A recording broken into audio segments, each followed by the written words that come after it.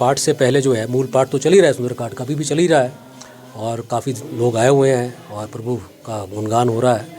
और इससे पहले जो है सुबह में हम जितने मेंबर्स थे यहाँ पे सूत सभा से आए हुए, चाहे पुराने थे या नए थे, सबके साथ खड़े हैं। हमारे मंदिर के अध्यक्ष भी खड़े हैं, संगीता जी भी हैं, ट्रेजरर साहब भी हैं, तो सब हम आए हुए थे।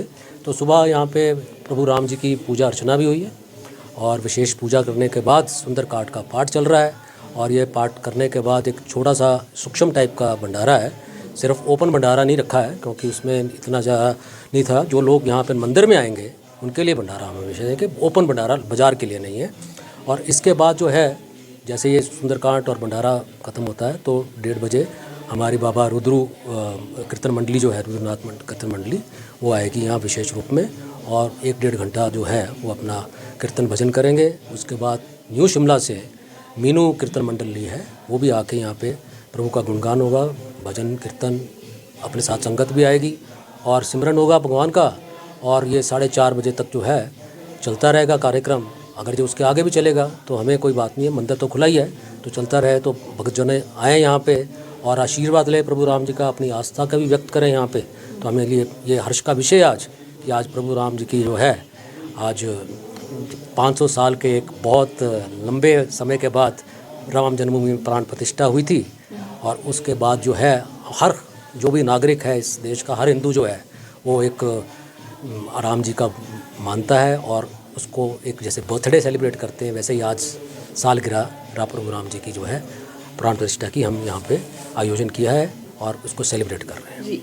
अंकन अगर जो हम करें तो सीमेंट की जो है, जो हमारी भगवान हनुमान जी की जो मूर्ति जो आज से कोई 15 साल पहले लगी थी या लगभग इतने साल पहले बनी थी, उस टाइम जो कॉस्ट आई थी कोई 1.5 करोड़ रुपये आई थी। जो अब जो उसको अलंकन किया गया है, अगर ये सीमेंट की बनाते हैं तब तो 8 करोड़ रुपये की बात करी है उन्होंने करने के लिए। पर लेकिन उसमें थोड़ी सी समस्या ये है कि लाइफ भी कम है और तो अभी इसमें हम सोच नहीं पाए कि किस तरह से करना है। जो ब्रॉन्ज़ की है वो एक बहुत लाइफ लॉन्ग है, वो हज़ारों साल चलेगी, ठीक है ना। तो हम तो चाहेंगे कि एक बार करना ही है तो ब्रॉन्ज़ का ही इसका जो है प्रतिमा जो है स्टैचू लगाया जाए।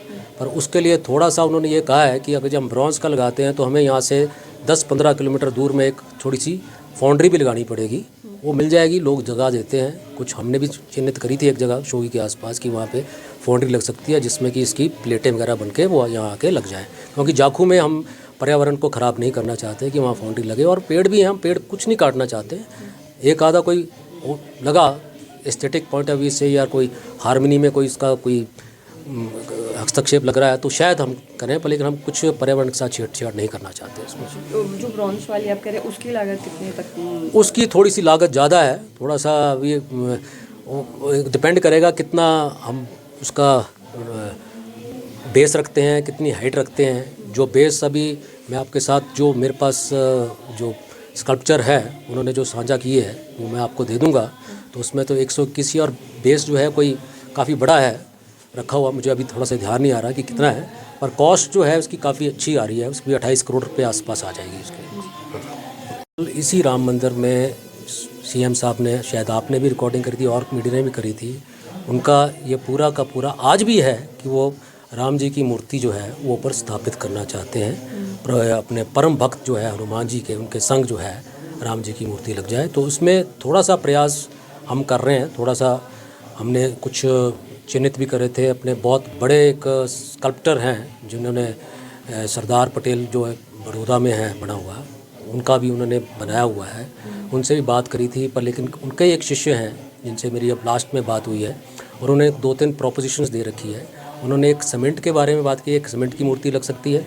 तो सीमेंट की मूर्ति की जो है लाइफ कम होती है, उसको ही 100 साल की उसकी लाइफ होती है, पर लेकिन वो सस्ती भी पड़ती है।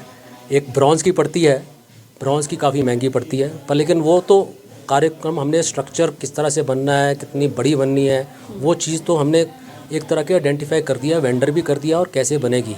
और फंड्स की भी कोई ऐसी लगता नहीं कि कमी आएगी, क्योंकि काफ़ी लोगों से जो है हमें इसका एक तरह की अप्रूवल टाइप मिली हुई है और उन्होंने कहा है कि हम देंगे, योगदान देंगे। तो सिर्फ जो है सरकार की तरफ से जो सा है उन्होंने कहीं मना नहीं किया है, पर लेकिन कुछ जाखू की परिस्थिति ऐसी है कि 8000 फुट पे ये मूर्ति लगनी है। और अभी जो हनुमान जी की मूर्ति लगी है, बीच में मंदिर आता है, उसके दूसरी साइड में जहाँ पे पानी की टैंक थी, अब एक पानी का टैंक नया बन रहा है, तो वो पानी का टैंक शायद वो टूट के वो जो जगह जो है वो एक चिन्हित करके हम वहाँ पे प्रभु राम जी की जो है 121 फुट की, जो पहले पिछली बार थोड़ी कम थी, पर लेकिन जो हमारे स्कल्पचर जो कह रहे हैं वो 121 की कि एरोडायनेमिक्स भी और कोई स्टॉर्म्स वगैरह आए या कुछ हो, उसको भी ठीक से वो झेल पाए। तो इस टाइप की वो स्ट्रक्चर इंजीनियरिंग करने के बाद जो है उन्होंने एक प्रपोज़ल दे रखी है, वो हम लेके सरकार के पास फिर जाएंगे और देखते हैं कि किस फोरम के अंडर ये काम होगा। सूद सभा तो अग्रणी है, वो तो कह चाहती है कि हम अपने हिसाब से करें, पर हम चाहते हैं कि कंसेंसस बिल्टअप हो।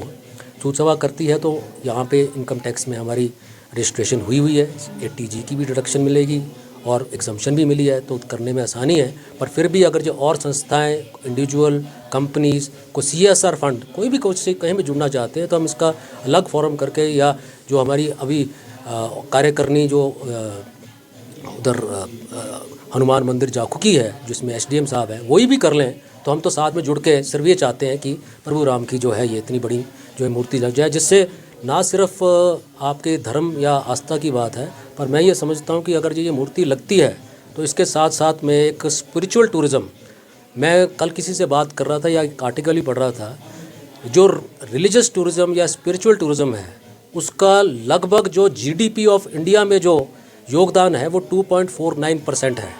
और कितने लोगों की इसके साथ आप देखेंगे, बहुत लोगों को इसमें एम्प्लॉयमेंट भी मिलती है, ठीक है ना।